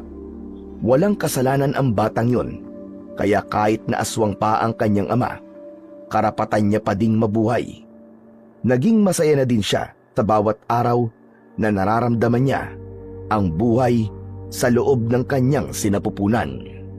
Samantala, ang mga magulang naman ni Jo Marie, lihim na nakasubaybay kay Lian, hindi para kunin ng bata pagsilang nito, kundi para alalayan ito sa panahong kakailanganin sila nito. Sa panahong yun, saka pa lang sila magpapakilala kay Lian dahil ayaw na nilang guluhin pa ang nananahimik nitong buhay sa kasalukuyan. Alam nilang may tamang panahon para sa lahat ng bagay at darating yun sa kanila. Sa buhay ng isang tao, maraming mga hindi inaasahang pagsubok ang dumarating na kung minsan pa nga ay babago sa takbo ng nakasanayan nating buhay.